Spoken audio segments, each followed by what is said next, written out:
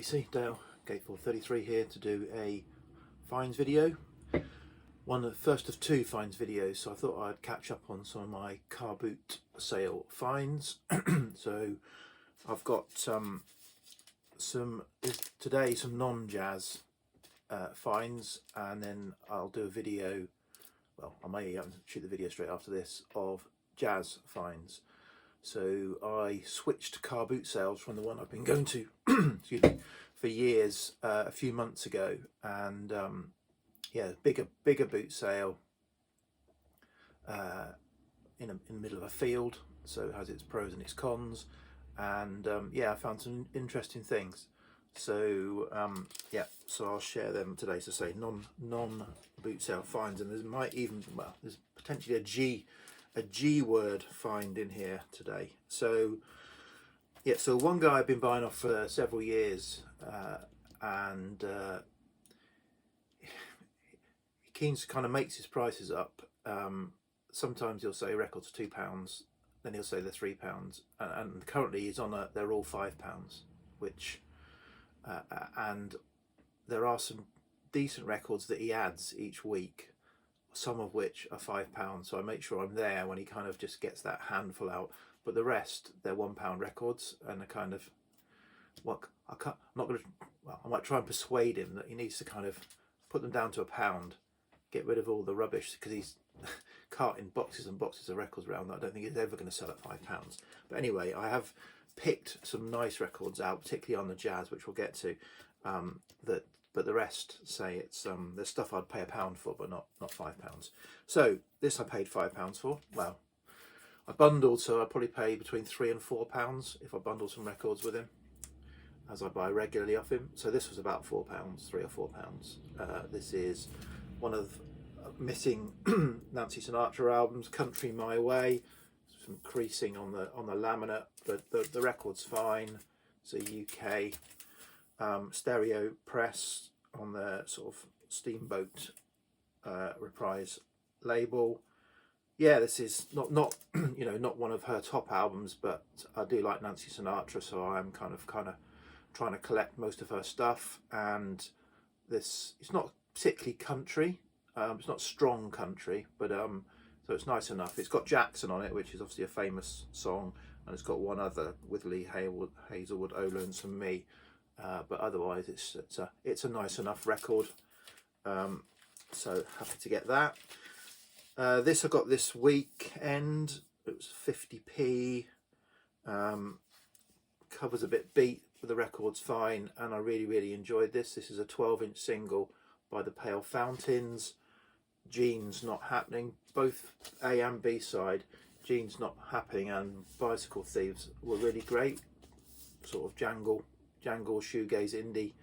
When is it, 1985? Yeah, really enjoyed that. So that was a nice pickup for not a lot. Okay, so I got a couple of weeks ago, I got to the boot sale, and say it's quite a big boot sale, but it works really well because we can get in as the sellers are getting in, and so it is kind of pot luck. It's not, no one's got a particular advantage, because it's kind of like, you know, if people are setting up and people are getting their records out the boot, you've got the same opportunity as anyone else. And it fell to me that I happened upon a car as someone was lifting a box of records out of the boot, and it was, you know, not somebody who sells records every week and it's got the same Mantovani and Perry Como records that they've never sold. It was somebody clearing their basement out, an oldish guy with his daughter, and so it was a virgin box of records, and who knew what was in it. Unfortunately, so that was the opportunity. There wasn't particular gold in it, so there were a few nice things, and some things that I'm probably going to sell. But you know, I bought a stack of records for about £1 each off of him, and there was just interesting stuff that I wouldn't otherwise have bought, which is what I tend to get from boot sales. So first up, this is an album that I wouldn't normally buy, but I saw it there for £1. It was in really nice condition, so I've listened to it and I quite enjoyed it. So this is Bee Gees and Main Course. So this, I think, was if you like, a comeback, or they kind of got back together and it was before they went real pop disco, but after the sort of psych pop baroque style. So it was a little bit of a transition album, and certainly the two songs, Nights on Broadway and Jive Talking, that open it up, are that transition to disco, and they're quite famous. But the rest of it was okay, you know, and so it's a really nice condition. So I enjoyed giving it a spin. Whether I keep it or not, I'm not sure. Now there are a couple of absolutely battered albums in there, which is kind of links to what I might show in the jazz, but a couple of absolutely battered albums, but old albums that typically are bulletproof, and this one was.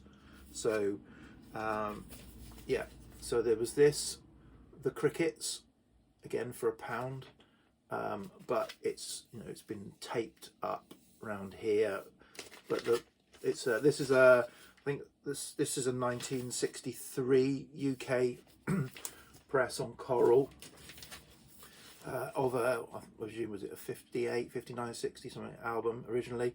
So yeah, but you know, this is the album to have, Buddy Holly and the Crickets.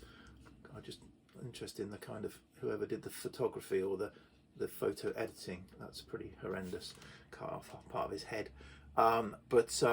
Yeah, so this is an example of the flimsy UK sleeves that were flip back, but quite flimsy UK sleeves, and what can happen to them if they are not looked after.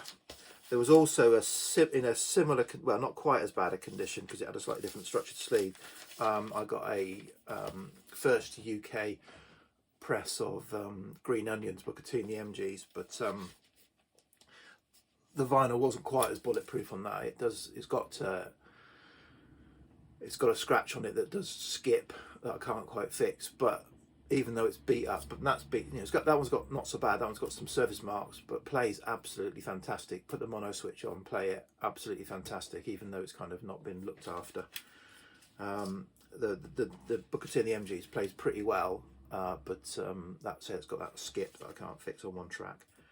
Okay, so another time there was a guy with some boxes of, well, a box of records and a box of singles, but they were things I didn't know. I had no signal that I could look up.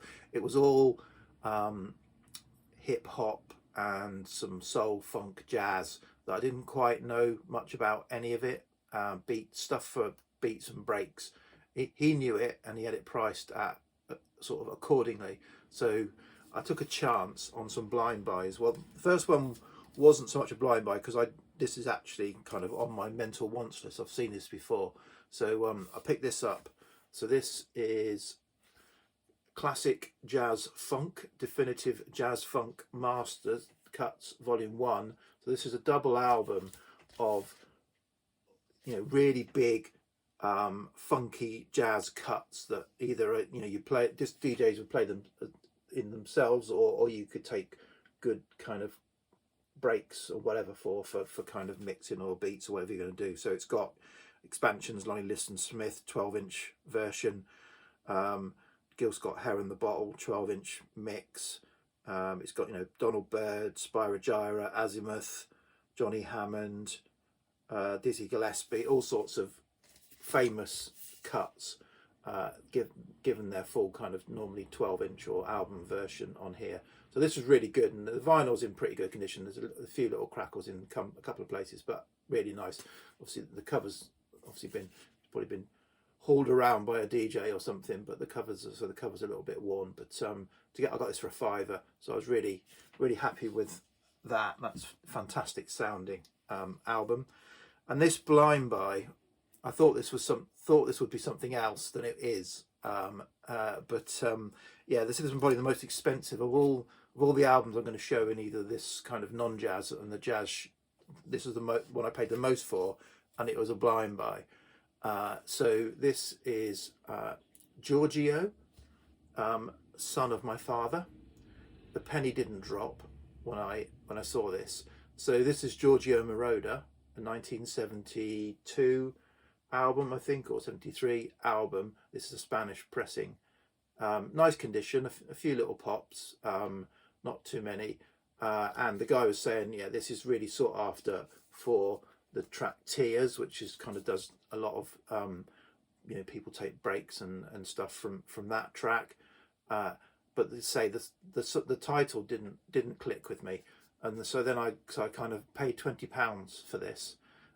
It goes for more than this on Discogs, but I paid £20 for it, and got it home, put it on, and the first track, Son of My Father.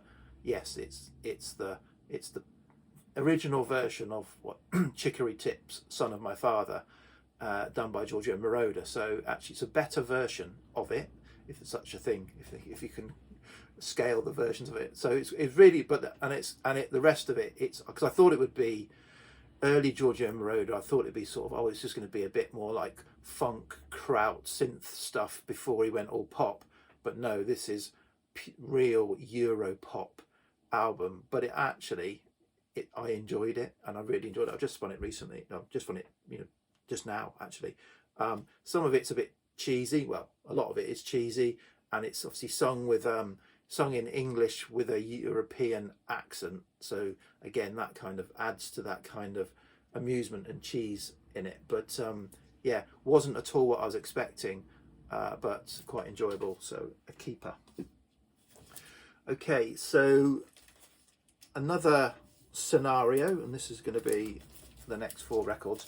So again, happened upon a young couple who had a box of records. They were all 12-inch singles, £1 each, and they're all brand new, and there were multiple copies of each, and it was sort of 90s 2000s indie techno dance stuff. It looked like that. I didn't recognize any of the artists, let alone the songs, and so but they said, oh, they'd done a house clearance, or it come from a house clearance of a music producer.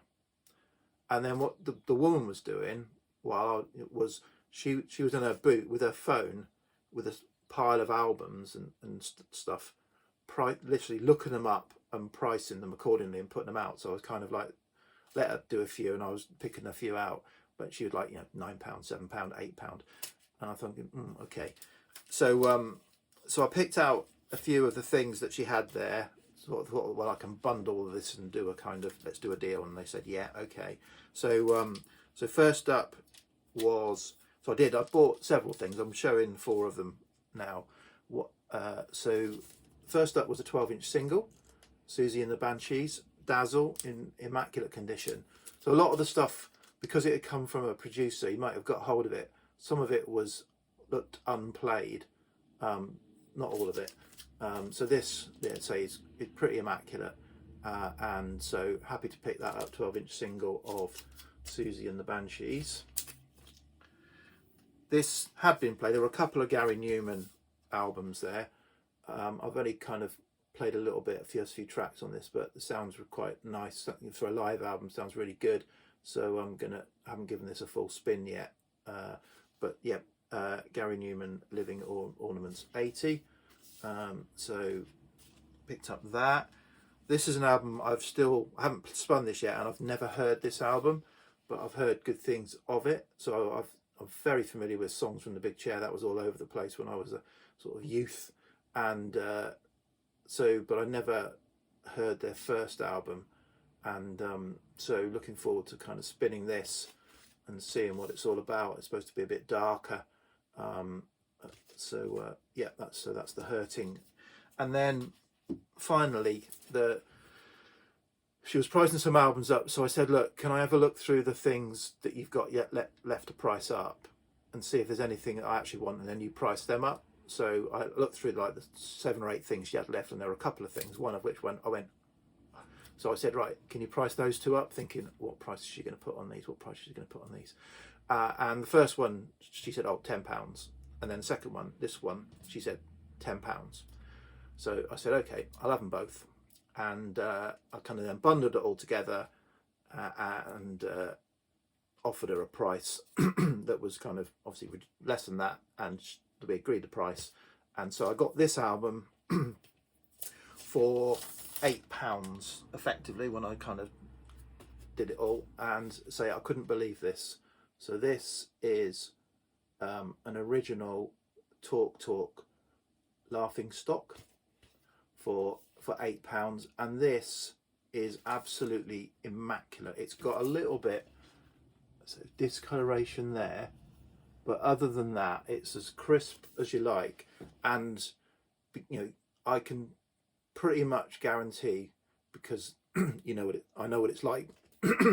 When I took the record out of the inner sleeve, that was the first time that record had come out of the inner sleeve. This has never been out of the inner sleeve. This was as new copy of Laughing Stock. Now it's still, so I've cleaned it up. Excuse me. Well, I played it first without cleaning it, and then cleaned it, and there were a few pops on side one, a few crackles, which I knew, because I've had an original of the album before this, and that was a bit crackly, but that did have marks on it. So I kind of, and I've got the reissues of this, and that's crackly.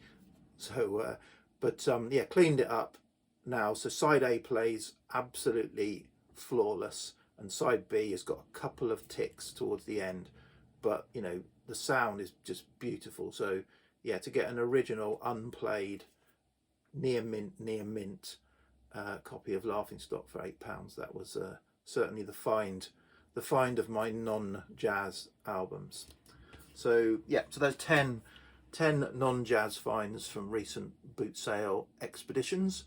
I'll probably come straight back on and do 10 jazz, so I won't have changed my attire. I'll come back straight back on, and don't know when I'm going to post the two, but I'll do my jazz one next. Cheers, bye.